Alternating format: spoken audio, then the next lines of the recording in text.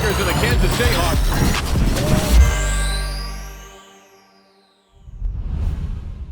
Welcome, everybody, to the Border War podcast on the Kansas City Sports Network. We are presented by 360 Vodka. I'm Jarrett Sutton, joined as always by Jeff Hawkins. Jeff, it's been a little while since you and I have done a pod, man. We got a lot to cover with both Mizzou and Kansas, but let's start talking about the Pembroke Hill Raiders, man. You're the head coach of Pembroke Hill.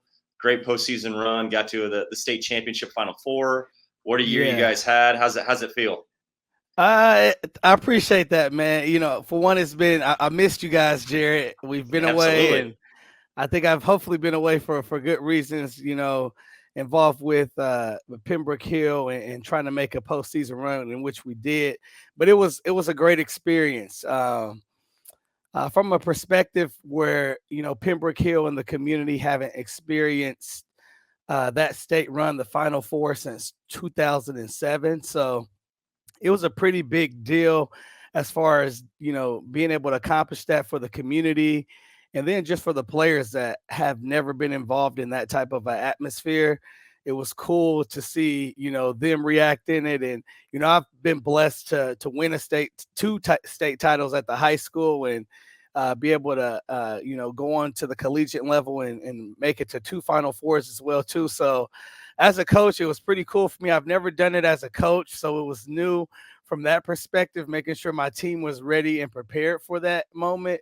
But it was also cool because I kind of knew the mindset of being in that type of an atmosphere and just being able to sit back and just watch.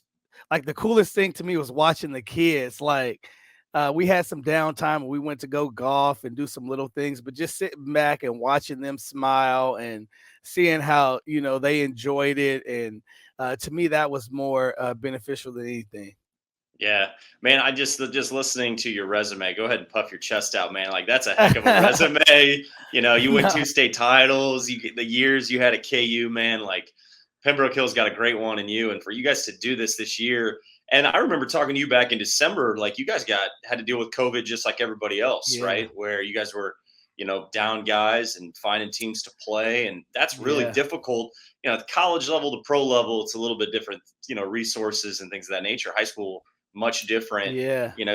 Kudos to you guys for just weathering the storm. In the last 2 years, you guys have had such great success. So it's a testament to what you're doing. I appreciate it, man. Hope we got a good group of guys coming back, and like I said, went to a Final Four, went up against a strong Father Tolton team with we were definitely outmatched from size, but our guys fought, was in 1 point in the semifinal game to go to the championship with the ball, taking the last shot. So we just fell short of that. So and then just the experience that we got coming back is pretty we're pretty excited about that as well, too. So we're pretty happy to be, if you're in Raider Nation, you're happy to be a Raider, and we're just blessed to even be able to experience something like that. Yeah, I was living vicariously through your post-game videos, man. It looked like a fun locker room. It was fun, man. Those are good memories for those high school kids, man. Those are great memories. And some guys get to go on and play college at different levels, and some that's their ultimate, man. Those are memories they'll have forever. For sure. I was excited for you guys. You guys had some huge wins too on the run. That's what makes it fun, right? When you go back and look at the wins you guys had. So heck of a year, man. I appreciate it. Trying to shifting gears here. There's been a lot that's happened since me and you were on a podcast. So before we get to, I do want to dive into the matchup that Kansas has and the run that looks to be, a knock on wood. Kansas has a great path to get to New Orleans. I will be in New Orleans, so I'm hoping that a local school will be there. But let's talk first about the coaching hires. There's been some movement locally, both at Kansas State, who I thought got a great hire in Jerome Tang out of Baylor. But Mizzou hires Dennis Gates. Mizzou moved on from Conzo Martin a couple weeks ago following the SEC tournament. And Mizzou goes and hires a young coach at the mid-major level in Dennis Gates, who was at Cleveland State, had back-to-back Horizon League championships before Mizzou hired him over the last 2 years. And at Cleveland State, he rebuilt a program in 3 years, which is a great sign. great recruiter at Florida State over 8 years under Leonard Hamilton, which is a great coach to be under. Recruited a lot of great players there. Mfandu Kabengele, Jonathan Isaac, Terrence Mann, a lot of guys that brought a lot of wins to that Florida State program. And, Coach Hamilton's just got that thing running. They've had so many great players come through there, NBA players come through there. So there's a lot to like there. And what I personally like about Dennis Gates is he's got some player development experience at the NBA level. Worked with the LA Clippers. So there's a lot to like there. Mizzou fans, I think, were wanting a big name, right? I think the fan base is always and obviously Kansas and Mizzou are two totally different histories there. And moving, Kansas hasn't had to go through a coaching change in a very long time. You had to experience that. Yeah. But for Mizzou to hire Dennis Gates, I think Mizzou fans are getting behind it as they should. I think this is a good hire. And the SEC hired a lot of younger coaches, a lot of mid-major up-and-coming names that I think is pretty interesting. I wasn't sure how it would go with all the openings. Mike White started it going to Georgia. Todd Golden goes to Florida. He was at University of San Francisco, very good coach. And you're starting to see Matt McMahon went to LSU, Chris Jans to Mississippi State. I mean, these are young coaches, and we'll see how it all plays out. Yeah, it's an interesting. I mean, it's like the COVID transfer portal with players. I mean, like with these new coaches coming up and young coaches as well. It's kind of a shift and a change, but you start seeing a lot of these players really adapting and really working hard for some of these younger coaches. So to see Dennis Gates at Missouri, like you said, it's not the big name, but I think Dennis is a guy that he's going to come in and change that culture, bring in some good core values that a championship type team and a program wants. And I think that's what he's really zeroed in and focused on. And you mentioned too is player development. I think when you can get a coach that has a player development background, it's exciting because no matter what he has, whether it's a top 10 starting five or a top 200 starting five, that team is gonna end that team pretty much is gonna be a better team because he has that player development background. And when you have that player development background, you always feel like you have a shot. And I think that's what Dennis Gates is going to bring to Missouri. And me, Jared, I'm so excited. We need this border war, getting pumped back up again. I think Dennis is a guy that probably will really embrace that and light a little fire into some of the Missouri Tiger players behind. Yeah. Desiree Reed-Francois, the Mizzou athletic director, hired TJ Otzelberger when she was at UNLV. Now TJ is at Iowa State Sweet 16 team that has fought and grinded.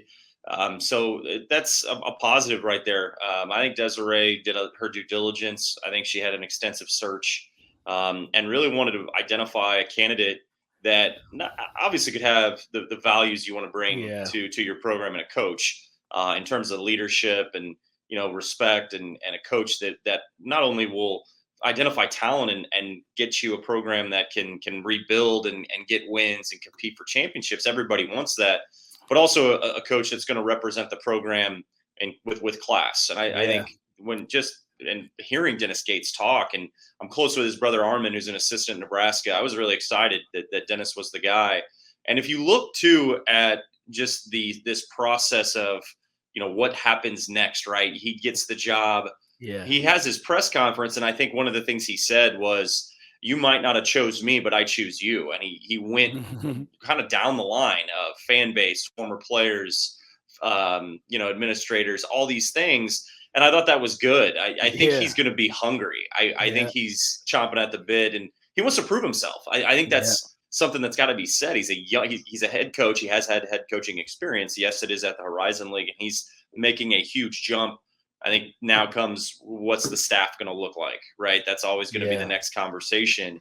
And also with the transfer portal being what it is, Trevon Brazile enters the transfer portal. My boy, I talk so much about Trevon Brazile. But I think a lot of this has to do with NIL. And, we've seen some of these older coaches that have been terminated from positions. And some of these coaches probably didn't embrace NIL as much as you probably should, of where this is going, especially when you're not a blue blood, right? Especially when you're trying to compete and you're trying to recruit and you're trying to get players in the portal. You got to start to embrace some of these modern day tactics that are a part of the job now and a part of the industry. What's your thoughts on that in terms of, you're a head coach yourself. I know it's a little bit different, but in just knowing what we know now about NIL, you got to have a coach that embraces that now in today's college basketball. Obviously I'm, at the high school level, but, I look at it from being a player. And if I was a player now, like, I would be that's all I would be. I mean, my mind would be obviously focused on some other things, but it'd be about those NIL deals, because you see so many other people getting paid from it. And I think these coaches have the ones that can embrace it and show like, hey, I understand. I want to help out. Let me know what I can do. Here's what we have. Here's our plan for how we can help you out. I think those are the coaches that are going to succeed more in this, because that's what the kids want. And it's so popular right now. And as a coach, you got to sometimes get out of your old ways, and you always got to be ready to adapt to, these younger kids to a certain degree. I mean, you always have to, as a coach, be able to put your foot down and know that you can always do it your way. But I think some of those coaches that can adapt and adapt to, understanding and wanting to learn and wanting to, carry out what the NIL is all about, those are the coaches that are going to be successful. Yep. I do want to touch on too, Trevon Brazil, Aiden Shaw, who is a recruit that Konzo had that decommitted. These players are obviously going to look around and see what's out there. This is a part of college basketball, but I also would say, like, from a coaching standpoint, this is now Dennis Gates' team. And although, yes, he's going to try to keep and retain players that were on the roster, not everybody, but he is going to probably try to create a culture right away with keeping some guys around that want to be there. That's important. But I do think it's his program to build, and to build that, and we'll see what style of play he plays. I do think there's going to be some adjustments just off personnel alone that he's got to do to compete in the SEC. It's a much different type of game than the Horizon.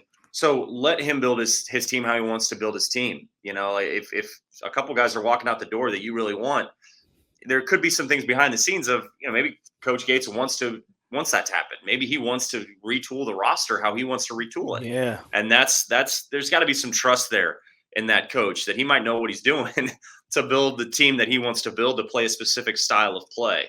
And that was talked about a lot after moving on from Konzo Martin, is trying to create. Yes, every coach wants to have a tough defensive minded team. You want to have that, but you also want to have a coach that has, an ability to adjust in game. He talks a lot about that at his press conference. Being able to play fast, being able to identify shooting, being able to identify size in the SEC, and athleticism and explosiveness. It's part of the league that you're in if you want to compete with the likes of a Kentucky and the players that Auburn has brought in. You look what they did this year. You got to do that. One of the things I do like about Dennis Gates is, in his 3 years at Cleveland State, his offensive efficiency numbers grew every year. I mean, his teams got better every single year, and he got the job late. And I think that needs to be said. When he got the job at Cleveland State, it was August. I mean, it was late, where he was starting the semester in the fall, and he's just getting the job, and he was still recruiting at that time. So you talk about taking over a team that was at the bottom of the barrel in total disarray, and he's able to win, I think, 7 league games his first year. And then after that, the next 2 years that followed, he wins the league. And it was told to me by a coach in that league that the year he won it, I believe it was last year, they probably didn't have the most talented team. They had the best team, though. They played the best team ball, and that's why they won games. That, to me, is a good thing to hear, especially when it comes from another coach in the league, Jeff. Yeah.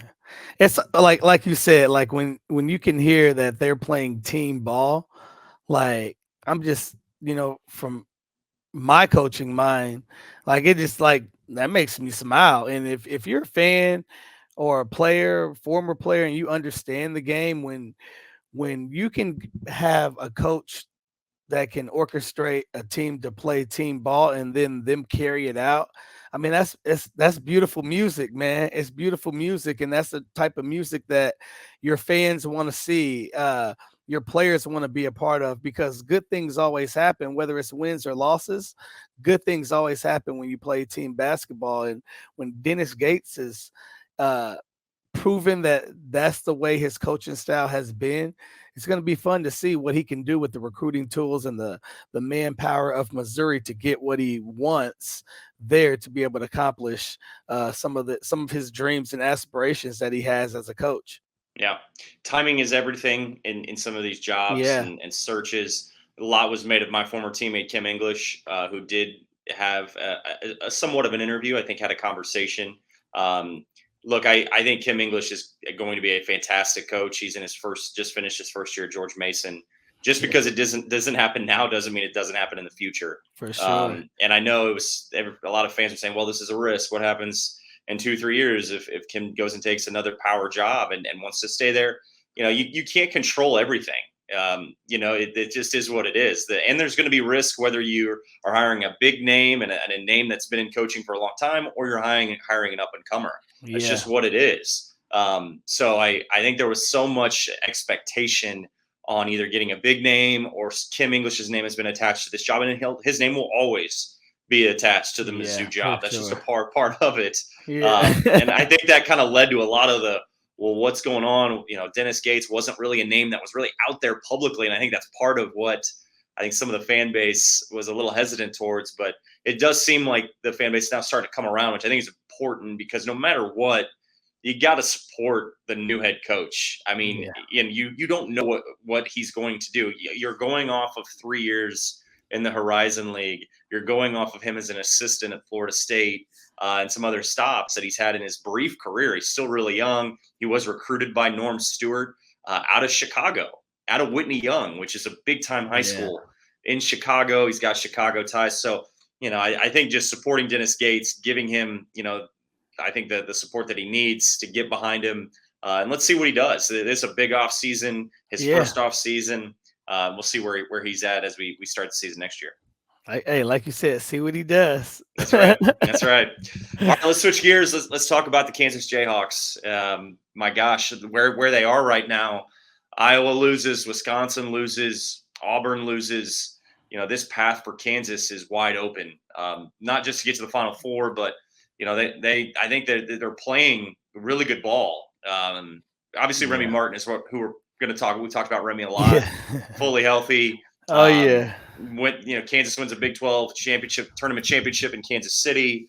And then, man, you talk about how Remy's played these first 2 games in the NCAA tournament. 20 points, 7 rebounds, 4 assists against Creighton. Was great off the bench.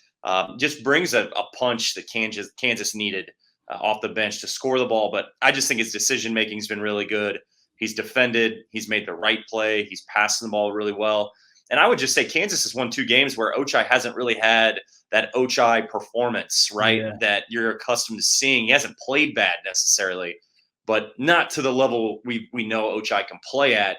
And they've won 2 games, and they found a way to close against Creighton, who's a scrappy team that I think Coach McDermott's a very good coach and an underrated coach. But Kansas is in a good spot right now as they head to Chicago. Yeah, speaking on, like you said, Remy, I'll touch kind of a little bit about everything, but it's Remy. And when you get Remy playing with this type of confidence, and to be honest, like I said, we haven't had a pod in a while, but I listen to a lot of people. Don't comment as much, but just listen. And Remy smart. That's wisdom right there, by the way. Oh yeah. But Remy, it was so many people talking about Remy, how he was just pretty much done. And I kind of understand why, because it wasn't a healthy Remy. And you can see now a healthy Remy, especially with confidence as well too, is a very dangerous Remy. And I think the Jayhawks are very fortunate to have Remy really clicking at this point in the season, especially in the tournament. Remy be able to have so much confidence in this season. And I think that's why you see kind of CB and Ochai, their numbers, not as more as you would say as efficient as what you've seen, because Remy's Remy's been a big spark, and I hope they keep bringing him off the bench. Is that that 6-man spark? Just because I think he's kind of owned that. Get him in, and he played 29 minutes against Creighton, so I mean you're getting your minutes, but I like that little spark coming off with Remy, and just that maybe I'm superstitious, just that superstitious keep having Remy come off, but he's been playing great, and Ochai, I think he's gonna get going. Remy's been really hot, but I think it's gonna be time here for Och or CB or Jalen to or I mean even McCormick to go off. I think Remy's just stolen the show right now, and the Jayhawks have they've been playing really great right now, and the biggest thing is they've been doing it together as a team. Having 4 to 5 guys in double figures. I mean, that's just guys sharing the ball and not really caring who gets the credit. Yep. As you know, Jeff, you just don't want to peak too soon, and I think Kansas is just peaking at the right time, where you can sort of see it finally coming together. And I did want to just kind of get your thought. You were a point guard back in your day, and so much is made of. I hear from Kansas fans, it's DeJuan or it's Remy, right? You're either, well, DeJuan is a great passer, there's a reason why he plays, or it's got to be, well, Remy should play over DeJuan because he can score and he can shoot and all these things. And I just, it's a good problem to have. You got two guards that play in different ways, and their skill set just a little bit different. And I still think DeJuan is very important for Kansas. Like defensively, most importantly, and offensively, I do think he's lacking some confidence. I do think there's a mental hurdle there where, teams are playing off of him. That can mess with you. You can press. You're not really a score first guard. You're more of a pass first guard. But then you look at Remy, and I think there was a lot of nerves. And we got a guest appearance. I love it. Dad duties at the Hawkins resident. He heard us talking about Remy. He was ready. He wanted to chime in here, man. All right, you just want to sit right here.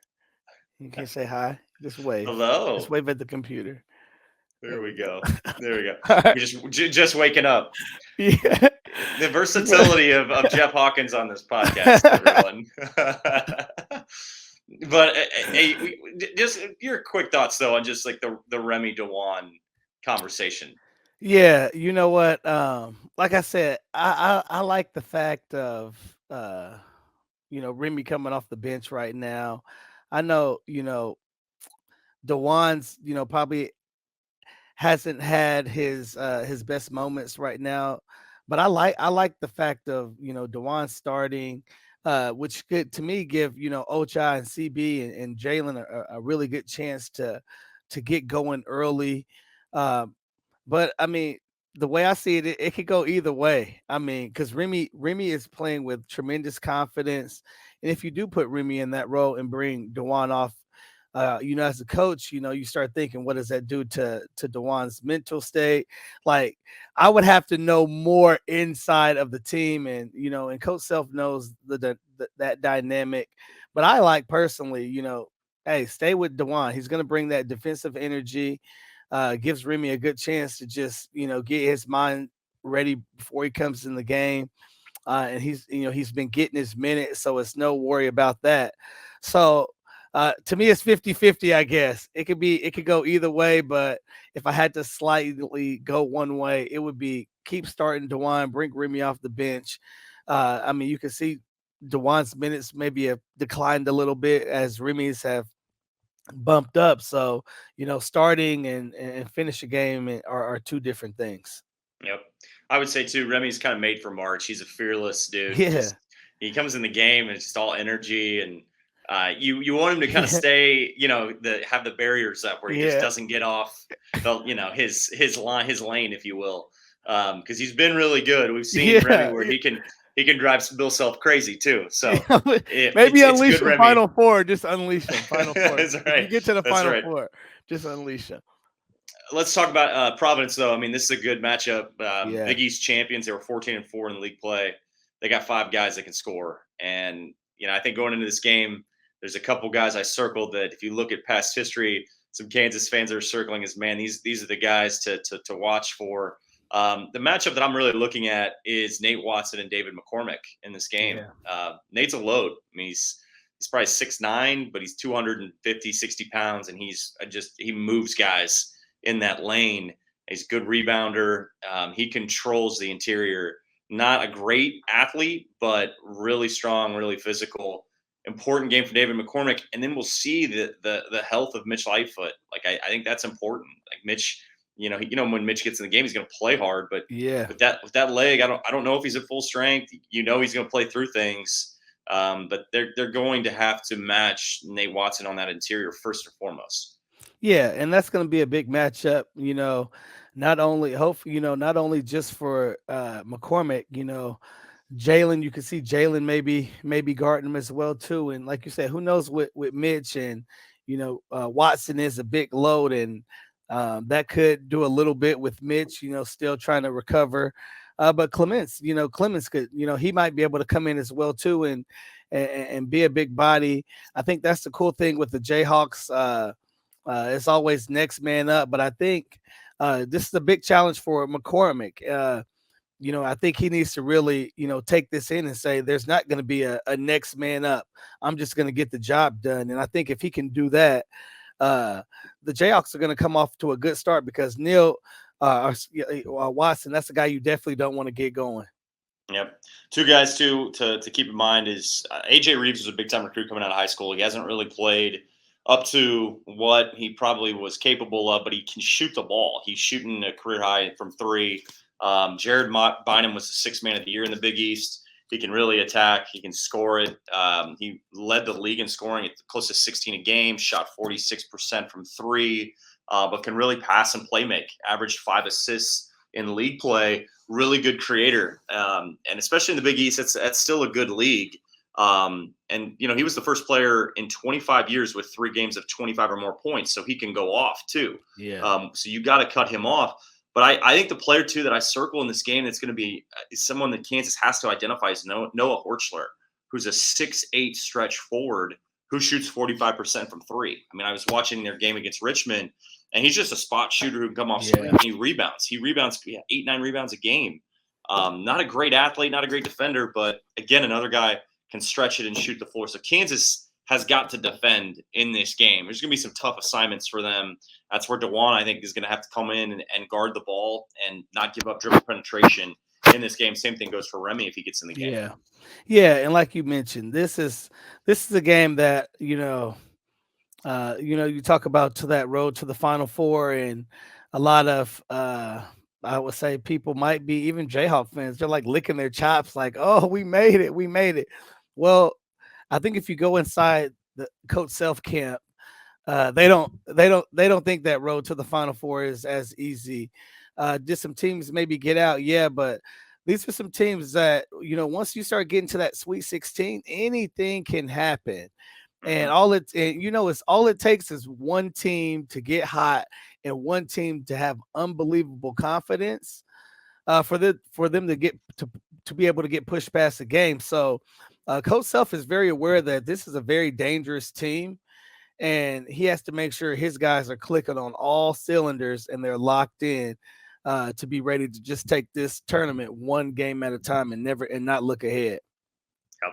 That's something that's got to be said. Sometimes the ball just doesn't bounce your way either. You struggle. It's just anything can happen. So it makes the NCAA tournament so great. Is you just never know what. Every game's different. Every matchup is different. I don't even look at seed lines anymore, really, at all. Like, I think Miami's playing really well. I still think Kansas can beat Miami, obviously, but the Coach Larinaga has done a really good job. That team, Cameron McGusty, a former Oklahoma transfer. I mean, he's got Charlie Moore, another transfer. Yeah. Like, this team is totally retooled, and they're dangerous. They play fast too. They play really fast, and you look fast at and dangerous. They play fast and dangerous. They play free too. There's no pressure, right? It's different when you're a top seed and the pressure's on. Yeah, and I think that's part of the reason Kansas has somewhat started a little slow. in some of their games. I mean, they ran away in their first round games, even against Creighton. I thought they didn't play as fast as you want. And I remember Coach Self in that first round game, he called a timeout early on, and you could see it in his lips. Like, you're not playing fast enough. Like, you guys are playing slow. And it did look slow. It looked like they were playing not to make a mistake. Yep. And you can do that in the tournament. That is what it is. I don't want to look too far ahead, but that Miami-Iowa State game is going to be a good one. Yes. Is there something in the back of your mind of it's a Big 12 team that could be waiting right there for you to get to the Final Four? And then obviously Miami's dangerous. Like, it is one game at a time, but is there anybody you want to see, or is there anything that if Kansas is to move on and get to that Elite Eight, are you wanting Miami just of the fact of you don't want to play a Big 12 team, or hey, give me Iowa State since you guys played so well against Iowa State? You know, at the end of the day, you're like, as me being a player, I'm always like, hey, we'll take anybody, doesn't care. That's right. But like thinking about it, I'm like, as a coach, I'm like, I'd rather play this Miami team, although we haven't done as much scouting on them. They haven't done as much scouting on us. Iowa State, they know us. Like, that's right. Iowa State can do like this and say, yep, this is what they're doing. So the familiarity, man, that's family. The league is family. No, so I say, I take Miami, but at the end of the day, you take any opponent that's ahead of you, and rule number one is you make sure that you can put yourself in an opportunity to play either Miami or Iowa State. So that's right. Make sure you don't get ahead of that. When you start getting ahead of that, nasty stuff happens. It's tough to ask an actual coach and someone that's actually been in it. You don't want to look ahead. Like, I don't even want to talk about the next game. But for Kansas fans, like, who are we going to play next? Like, what happens if we get through this game? It's totally different for fans. But I still think Kansas, though. I mean, they're the team that, if you look at Arizona barely got past TCU. Yeah. Gonzaga, I'm not sold on Gonzaga either. I think they're obviously a dangerous team, and I think Coach Few is one of the best coaches in the country. Yeah. But I just think Kansas, they got it all lined up for them, and they just got to take care of business now. It's easier said than done. To your point, it's not like it's just a foregone conclusion. You got to actually get it done. You have to be locked in, and you really have to embrace every moment. Don't look ahead. Blinders on, man. Blinders on. Well, hopefully we're talking about a Final Four next week and gearing up for New Orleans. I got to thank our guest hosts here that joined us on the Border War Pod. Just wave again. Yeah, let's say hello. What's up, buddy? It's like I think there's still some sleepiness going this morning. Yeah. I think we're still waking up this morning. It's great. He's probably wanting his donuts. Are you wanting? There donut? There you go. Donuts make you smile. They make you look up at least. There you go. There we go. There we go. Dad duty on the Border War podcast from Jeff Hawkins. I love it. All right, Jeff. Well, hey man, appreciate it. It's good seeing you too, man. Congrats again on a great year, man. And we'll talk next week. All right. Hey, sounds good. Appreciate you, Jarrett. All right, brother.